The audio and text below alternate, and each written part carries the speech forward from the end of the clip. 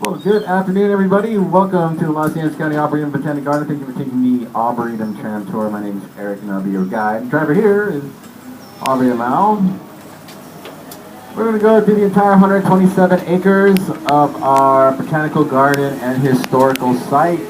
We have many different trees from different parts of the world. Our gardens are divided into distinctive geographic and themed gardens. Going by the Peacock Cafe right there on the right-hand side. That serves fresh sandwiches and cold beverages. Go there for lunch, and there on the right is a beautiful indigo blue lily of the Nile you're looking at right there on the right, and some lighter blue and white lily of the Nile on my left. Those are actually agapanthuses, native to South Africa. Ice Cream Man's right there on the right. He's the most popular guy here, especially on a warm day like today. And here on the right is one of our theme gardens. This is our desert display garden, part of our water conservation collection right here on the right. Trying to encourage people in Southern California to grow more desert plants, more local plants, drought-tolerant plants. Here we've used local cacti and succulents like chalk dudleya and golden burrow cactus, and of course lots of agaves right here. Also known as century plants. It was thought they would live for about 100 years, but most they can live is maybe about 30 to 50. Usually the last year of the plant's lifespan, they produce a long vertical stem. That's what they're doing right here on the right. Next up, water drought-tolerant flowers that encourage people in Southern California to grow. Kind of a mishmash of plants from the Mediterranean region, California, South Africa. Here's a Palo Verde tree on my right. That's from Arizona. Over here on my left in our African collection is some Pachypodiums. Those are the ones with the white flowers. They're also known as clubfoot trees. They're native to the island nation of Madagascar, which is located off the coast of Mozambique and southern Africa in the Indian Ocean. They're related to plumerias. That's why they bloom a white plumeria-like bloom. We also have some Malagasy aloes and some Dadioaceae. These come from a really dry part of Madagascar, which is on a desert shadow plain on the west side of the island.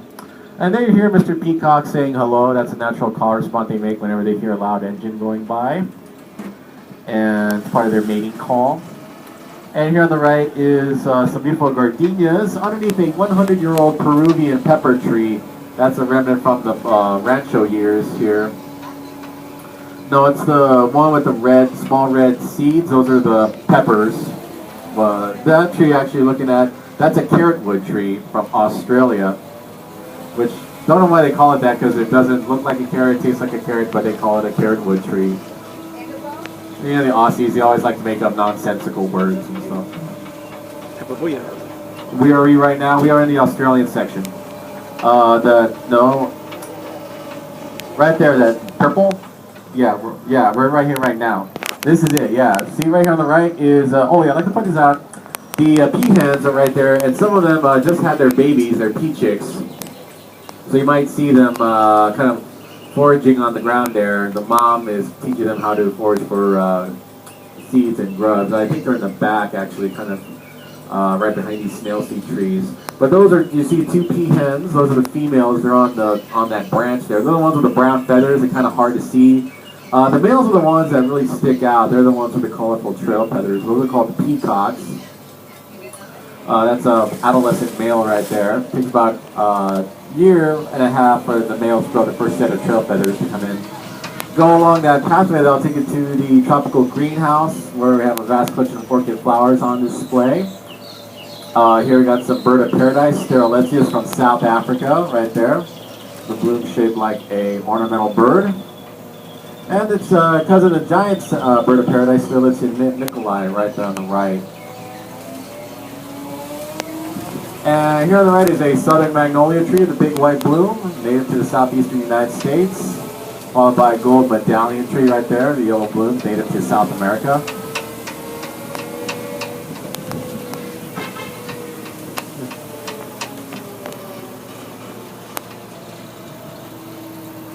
Right here is our Australian collection. Here on my right is some Melaleucas, native to South Australia. And on my left there's some Queensland lace bar trees with pink bell-shaped flowers, native to Northern Australia. Those bloom throughout the summer season. Queensland is in the northern part of the continent, just south of Papua New Guinea and Indonesia. So Australian forest, we have about 85 different species of eucalyptus here, and also other type of non-eucalyptus Australian plants. On the left right here, we got a Eucalyptus torcata with some variegated orange and white stamen flowers on the left-hand side. On my right here is a silver mountain gum eucalyptus, glossy green leaves. That's an example of a Mallee eucalyptus that grows as a small shrub. You see the leaves and a lot of non-perishable floral arrangements and thinner centerpieces. On the left is some of the down trees from the big windstorm that we had here about 2 years ago, December 1st, early morning of December 1st, 2011. We had about 100-mile-per-hour winds that swept through here and took out about 240 of our trees. So there's some of them right there on the left-hand side. Still recovering from the damage. We're just turning it into mulch. There you see the mulch pit on my right by those cell phone towers, and we spread it throughout the ground. Use that mulch as a protective barrier against insects and weeds, and we reduce our use of chemical pesticides and herbicide by 90% using that mulch. On the left right there, those are square-leaf grass trees, xanthorrhias, from the outback of Australia. Here's some more on my right-hand side. They produce a long vertical stem that grows about 4 to 5 feet long. And the seeds on the stem have a high concentration of amino acids, and they're a good source of plant protein, favorite food of the Aborigines, the native peoples of Australia. On the left right here, we got some New Zealand flax leaves. The flax, in reference to the fiber of the leaf, it's very strong material. Was used by the British Navy for making rope, attaching anchors to the ships, and was also used by the Royal Mail of England for making mail bags until synthetic fibers were invented. On my right-hand side here are some wattle shrubs with glossy turquoise leaves. A lot of Australian plants have that glossy silver-green color. That's caused by a wax that they secrete. The wax acts as a sunblock, reflects the sunlight and prevents UV damage to the plant. Wipe it off, it's actually dark green color. And here on my right, these baby blue flowers, those are plumbagos. Those are from South Africa. They're quite invasive here in California. You see them a lot along freeway off-ramps. They get spread easily by bird dropping, so that's why we have it here in the Australian section, thanks to the birds. In fact, that's how a lot of plants spread and trees spread through animals and like us humans. On the left right there, some weeping bottle brushes with a red cylinder-shaped bloom. Should be moving. Oh, here's a weeping bottle brush. It kind of looks like a weeping willow. Bottle brushes are very common in California, very drought tolerant. They're good to have if you have, if you're allergic to pollen, because they're insect pollinated trees. Insect pollinated plants don't usually cause itching and sneezing. My right here is a silver dollar eucalyptus. Call that because the leaves look like silver dollar coins. So if you're dead broke like I am, I think I'll grab some leaves there.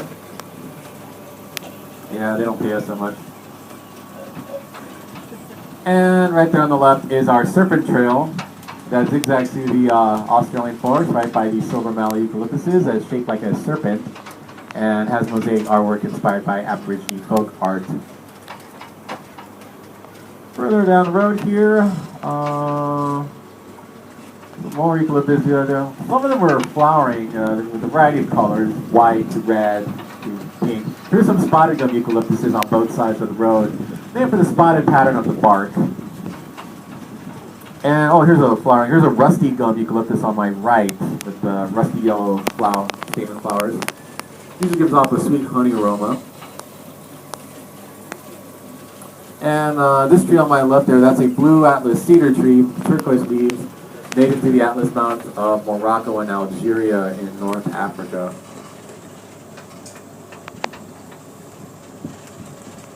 And coming back into the African collection on my right here, that's a gibber bark thorn acacia tree, native to South Africa and Zimbabwe, has high angular branches. It's a popular resting spot for leopards out in the Serengeti.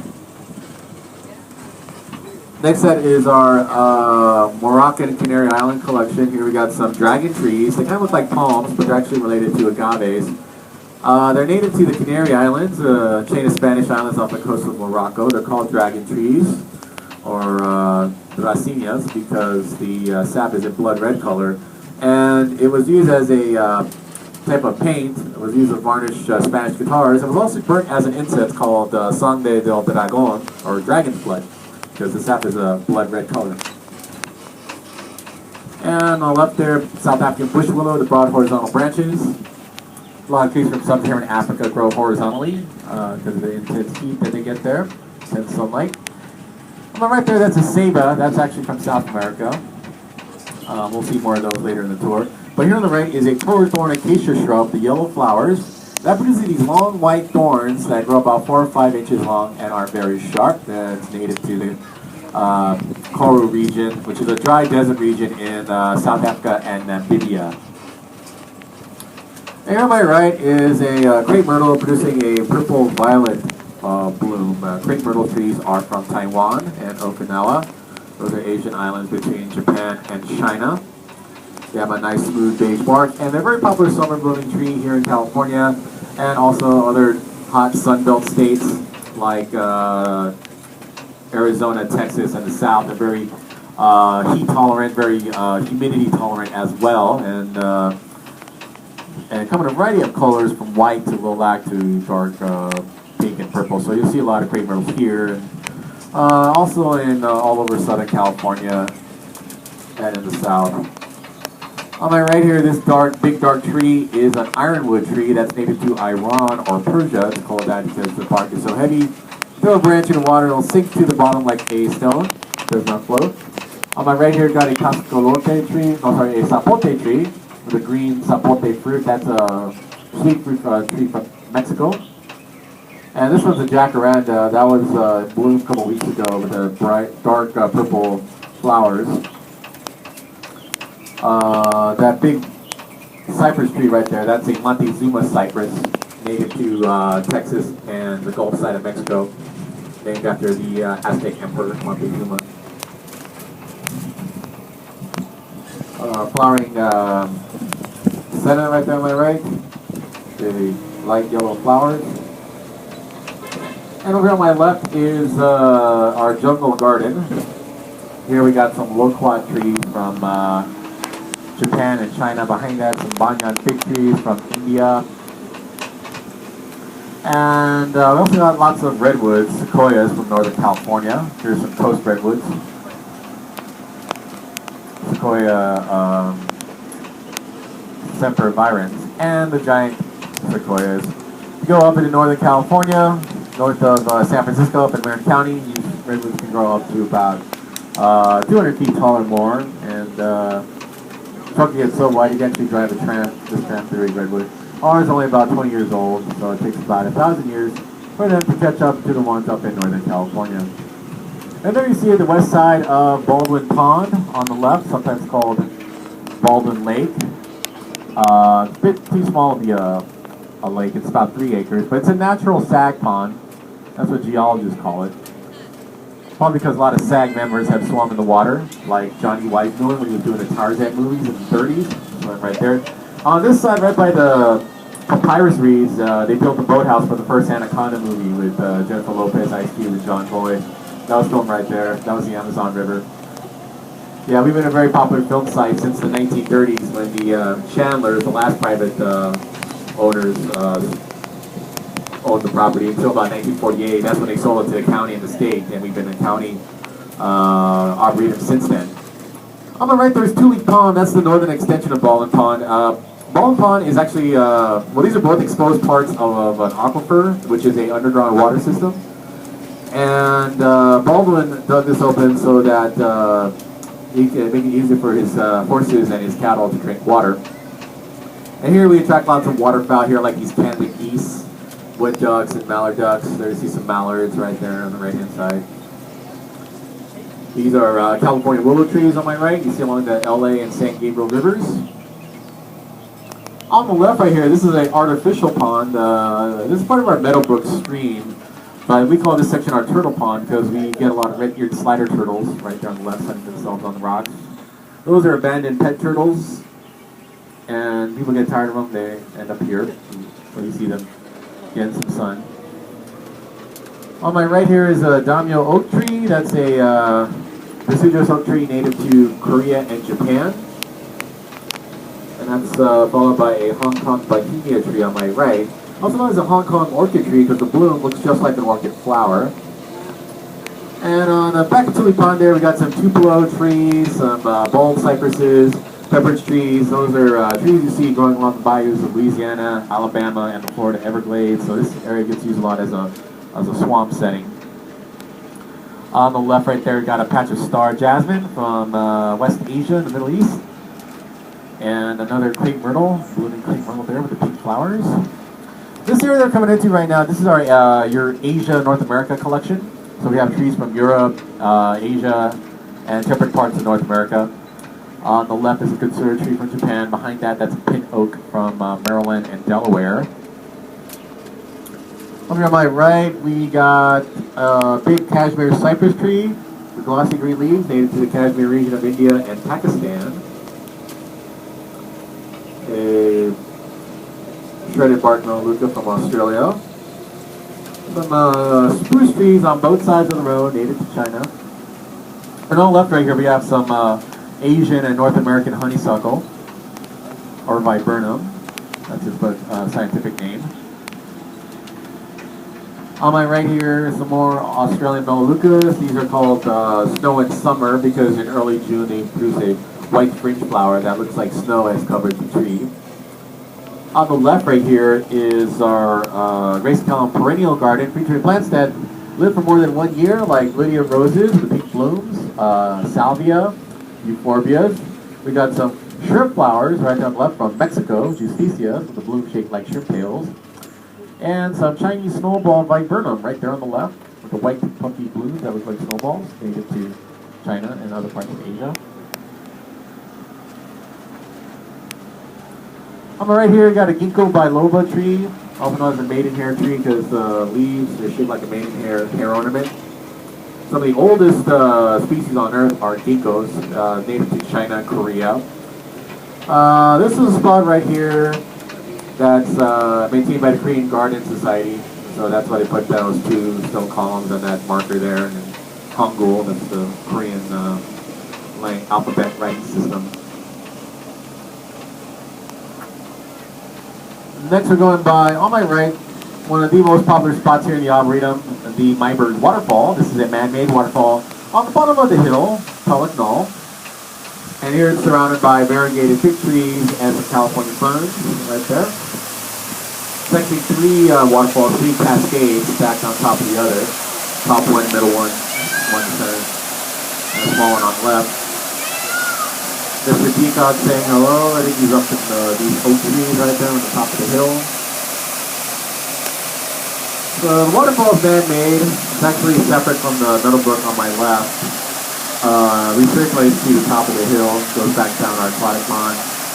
We got a lot of wedding photography here, a lot of commercial photography here, music videos we shot out here. Beyonce was in front of that waterfall in the Survivor video.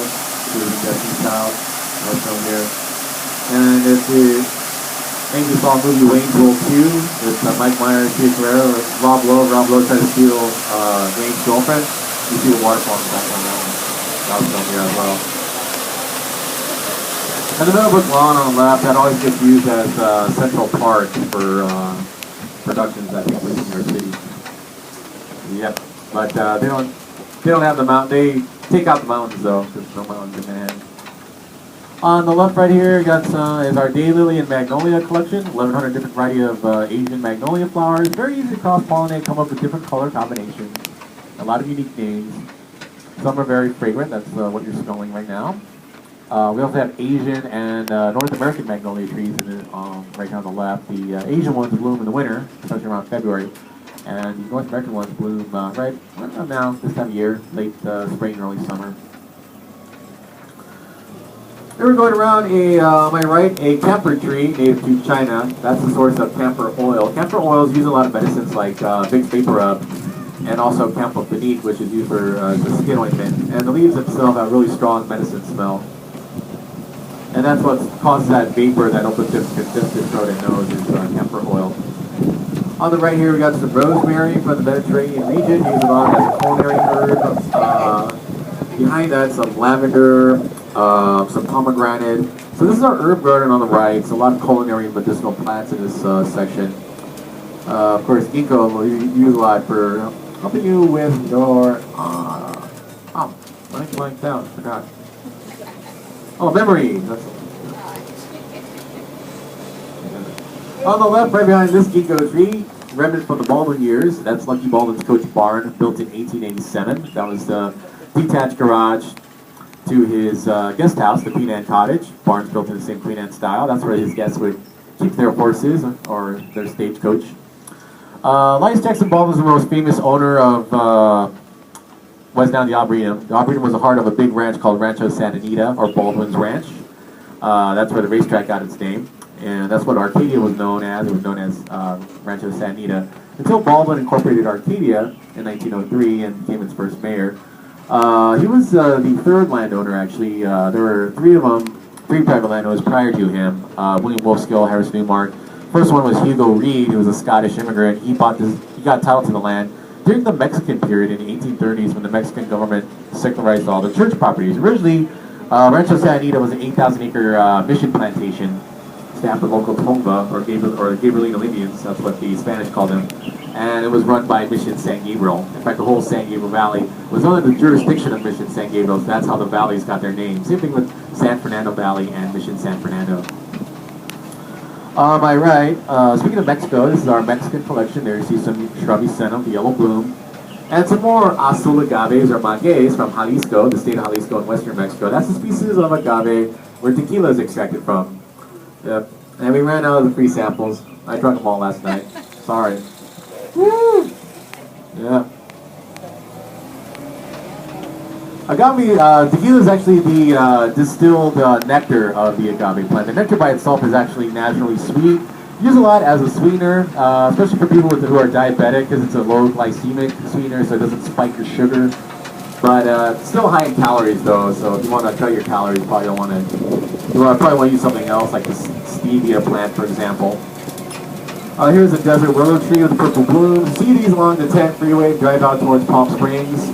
Palo Verde, of course, see that in Mojave Desert and in Arizona. Texas sage, the turquoise leaves from Texas in the southwest, New Mexico, Arizona, California desert.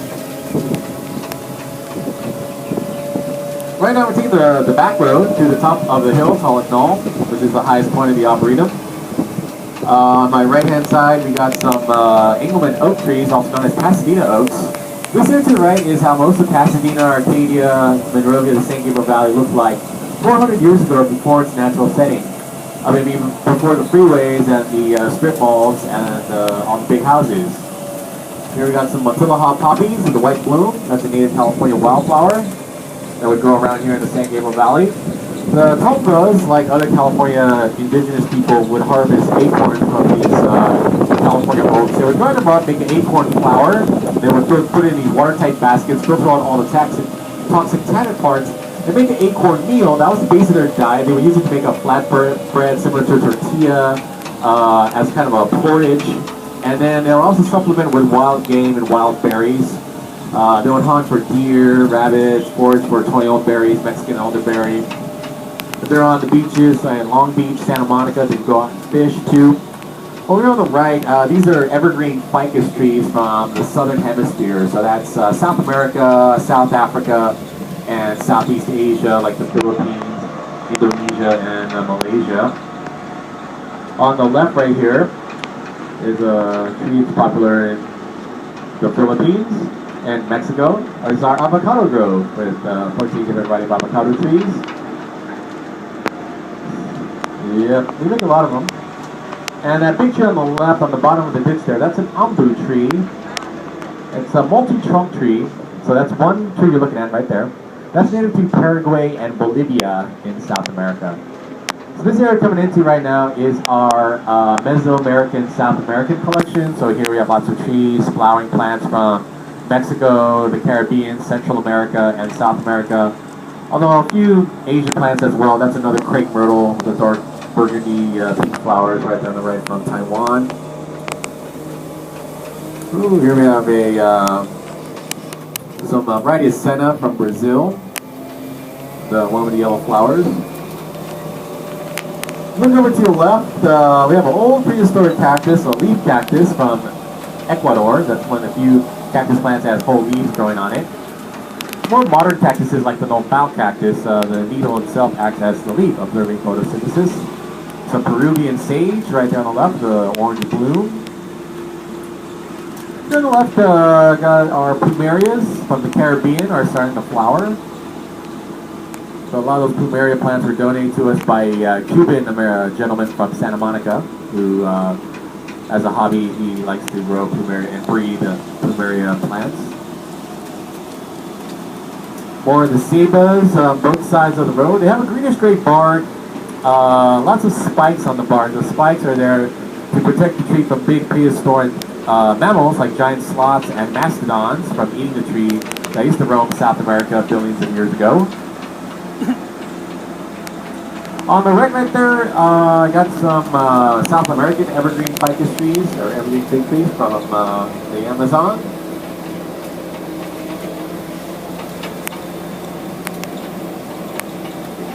On the right, it's the upper slope of our Engelmann oak grove. There's a mesquite tree right there on my right from the southwestern U.S. That's the wood you use for charcoal if you're grilling. On the left here, you got a peacock cadandra tree from southern Mexico and Guatemala, and some Chinese hibiscus on the left with a bright red bloom. Followed by a carob tree right there on the left in the Mediterranean region. The seeds used as a substitute for chocolate.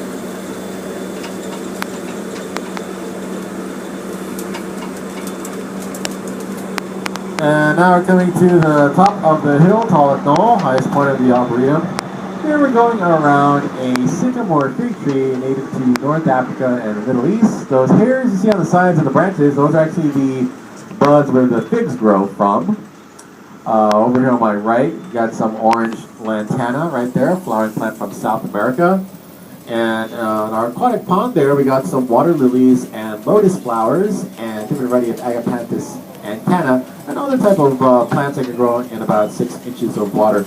And here's a yellow African tulip tree on my right with a yellow tulip-shaped bloom native to Senegal. That's a country in West Africa on the Atlantic side. And we look over here on the right. That staircase runs parallel to the waterfall. We'll take you to the bottom of the waterfall. And here, this is the highest point of the Arboretum, and you get a nice view of the San Gabriel Mountains straight ahead. That's Mount Wilson you're looking at. And you see all the radio and TV towers that provides all the signal for your for all the TV stations and radio stations. On the bottom of the mountain there, you're looking at Santa Anita Canyon, that building with the white tower there. That's St. Rita's Catholic Church in Sierra Madre on Baldwin Avenue and Grandview, on the Baldwin Grandview.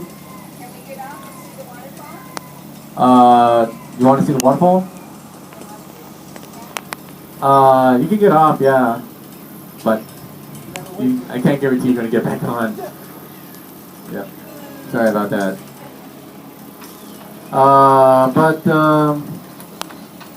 Speaking of church right there, this tree, oh yeah, there's a peacock right there. He's kind of underneath that soapberry tree, big long tail. All the peafowl that you see here were brought over here by Elias Baldwin in 1878 from India. And he bought 4 of them, 6 of them, 3 males, 3 females, and they just populate this area. They're wild birds, so they kind of congregate around here. On the right there's some angel trumpet trees from South America. The sycamore fig was part of our biblical garden collection that we had here in the late 50s. The tree is originally from Egypt, and the figs were harvested by the Egyptians, and then later did a lot of trade planted along the eastern Mediterranean.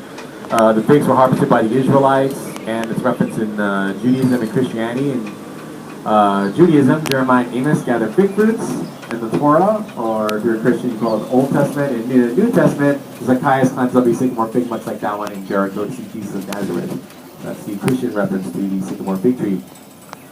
Go down this pathway right there. I'll take you to the tropical bowl area. And you go along the ridge there. You'll see some ginger roots, some big poinciana trees, and here's the Cape Cod banana. Notice how the branches go in all 4 directions, north, south, east, and west. The tree is sacred to the Mayans. They think the spirits of the dead is sending up the tree into heaven, and it's referenced in their holy book, the Popol, Popolbuh, sounds like their Bible. Some white hibiscus right there on the right. And behind that, although you can't see from here, we got some coffee bushes, coffee arabica from southern Ethiopia. We get your morning cup of coffee from. They're right behind the trees there because they're shade dwellers. They don't like direct sunlight. And they don't like frost either, so that's why we can grow them over here on the top of the hill, because this is a frost-free zone. This is a dry spot in the Arboretum. That's how we can also grow a lot of these plumerias.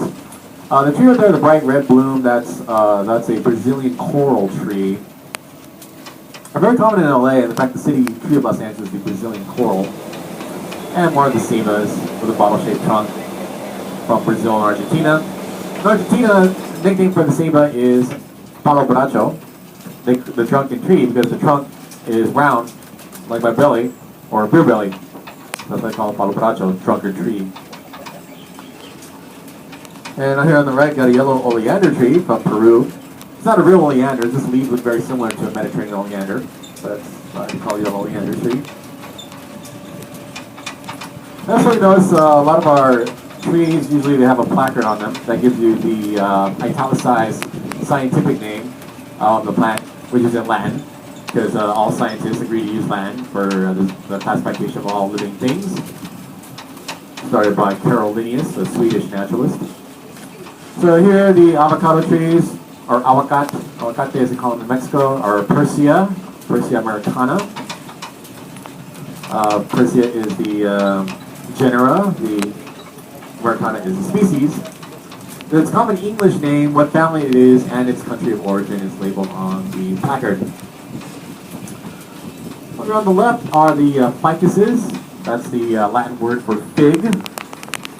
And these are evergreen ficus trees. They come from they grow in rainforests, so the soil is always damp, wet, prone to erosion. That's why they evolve these big, massive, shallow roots.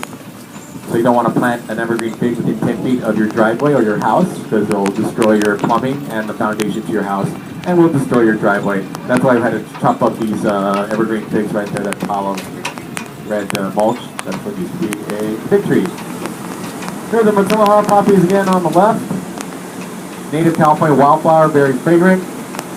Sometimes called,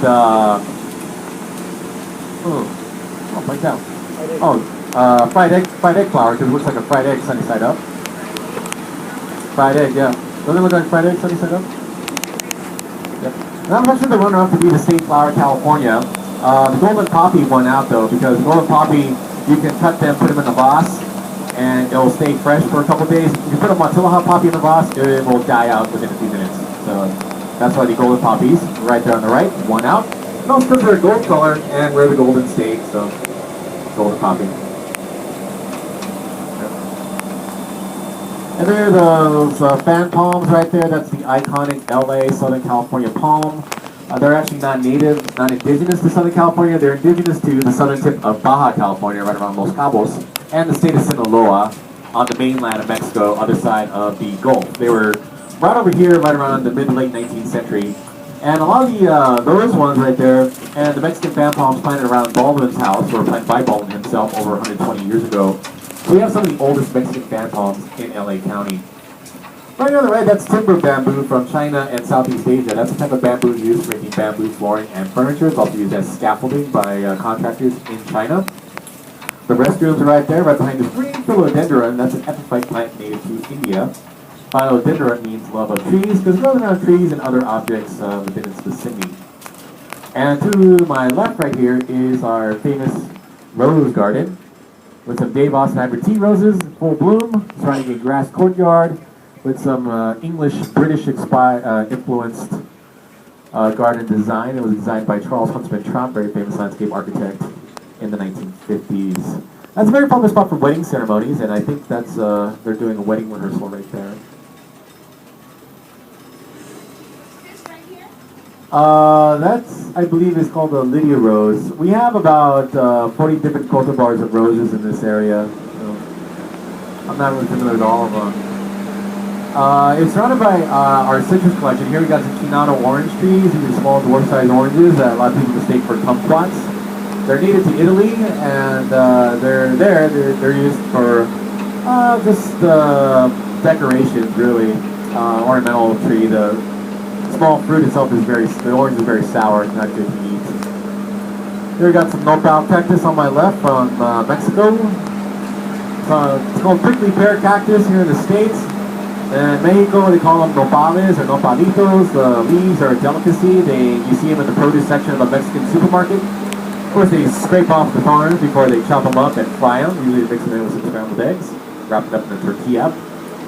Behind that, that there is probably a 100-year-old black olive tree from the Mediterranean region. Olive trees and grapevines were some of the first non-native plants introduced to California, brought over by the Spanish monks during the Spanish conquest of California. Was used for making olive oil and communion wine for Catholic Mass. And behind that is a replica. This is our historical garden of Lucky Baldwin's adobe, which is going through a reconstruction process right now. So it's a bit dilapidated, but that's just a replica. It really was the Hugo Reed adobe that was built in 1980 as an example of the first landowner's adobe. But we still don't know if he actually lived here and he actually built one. So we're going to restore it to the way Baldwin had it, which is a lot bigger than what you see now. On my right there, we got some black bamboo from Indonesia, from the islands of Java and Sumatra, followed by some mezan palms on my right from Afghanistan, Pakistan, and northern India. Some of the most cold-tolerant palms on earth. They can actually grow these in Scotland. Yep, they grow them in Scotland. Can't believe you grow palms in Scotland. And right on the right is our palm and bamboo collection. On my left, variegated bamboo from Japan, yellow and green stalk. What about another ceiba, or palo borracho, from South America? Ceibas are also known as floss silk trees here in the States because they produce these seed pods and they produce that kapok fiber called floss silk, which was used a lot for stuffing life preservers in the 19th century, early 20th century, because it kept you afloat for about 2 days. So hopefully you were rescued by then. On the left, other side of the pond. And there, since Baldwin was kind of a rugged, grizzled guy, he grew up on a farm in Indiana. He liked his adobe. Some of his guests didn't like it, so he had that guest house built in 1887. Call it his casino home. Had 3 bedrooms, a parlor room, and an indoor bathroom, and a dining room. Didn't have a kitchen though, because the kitchen was located at the adobe. And ornamental bell and bell tower. It was designed by Albert Bennett. He was a famous California architect who designed the governor's mansion and the state capitol dome up in Sacramento. And he was also the father of Lucky Baldwin's 4th wife, Lily Bennett. Lucky was married 4 times. That was kind of one of the reasons why he was called Lucky. And the 4th wife left him before the honeymoon was over, probably because she was 16 and he was 58. So, yeah. But actually, that was kind of common back then for 13, 14, 16-year-old girls to be married to much older gentlemen who have lots of beans, I guess. So Mr. Baldwin started out as a hotelier in Racine, Wisconsin, had a hotel and general store business. Sold those businesses, went on a wagon train to San Francisco, started a hotel business there, and got involved in stock market speculation and real estate speculation. That's why he bought this ranch in 1872, converted from a cattle ranch to a citrus farm, made a lot of money selling oranges, had that house built, and he also was a big fan of thoroughbred horse racing, so that's why he started the Santa Anita racetrack. And that's actually one of the reasons why he incorporated Arcadia, so that he can issue his own liquor license to sell alcohol, because his Arcadia was the only wet town in the San Gabriel Valley. What do I mean by that? Well, it was the only place besides LA you could buy alcohol, since Pasadena, Whittier, and I'll show you another example. Upland, Loma Linda, they were all dry towns where you couldn't buy anything. So Arcadia was known for about the first 10 years of existence as a kind of a party Las Vegas town. Had the racetrack, he had his hotel down the street, and he had the guest house. Baldwin was trying to encourage people to buy tracts of land, so that's what he did. So he passed away in 1910. Daughter Nina Baldwin inherited the property. Later, that house was used a lot of TV and film work when it was restored. That was, of course, famous as the Fantasy Island Hotel. The plane, that was filmed right there in the Bell Tower, Queen Anne Cottage. If you saw Meet the Fockers with Ben Stiller, Rob Dinger, that was the Fokker house on Fokker Island. That was the Queen Anne, painted a darker color. Yep. And over on the left, this is our prehistoric section. Here we got some cycads and redwoods. These are plants that were around during the Jurassic era. So we did a couple shots of Jurassic Park 2 in this section. There's those encephalocycads, and these dione cycads are a type of plant food that herbivores, dinosaurs would eat.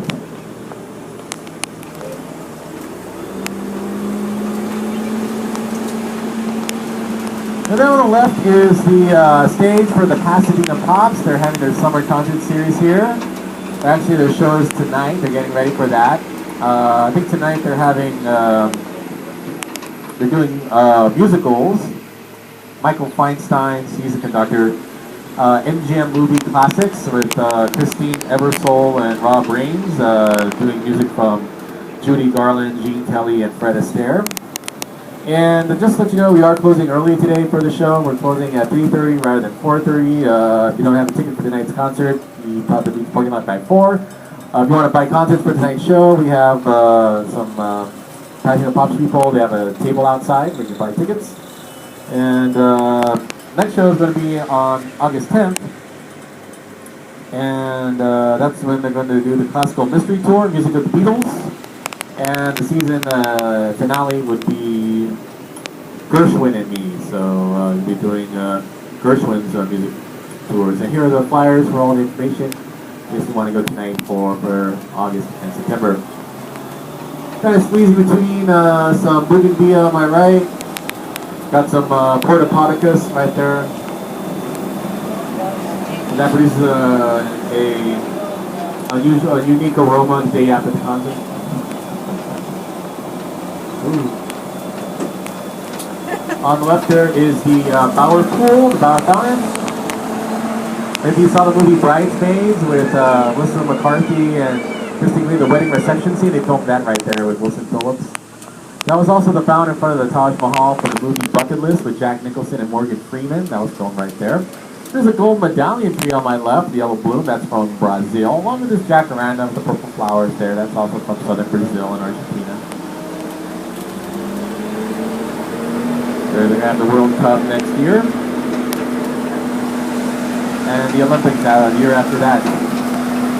So here we are, right back from where we started from, kind of the gift shop there. We got some plants for sale, $10 a pot, do-yourself plant bed kit. The restrooms right there. Behind that is the cafe and the exit. On behalf of the Arboretum, make sure you exit, make sure your belongings at the exit. Try and have a wonderful day.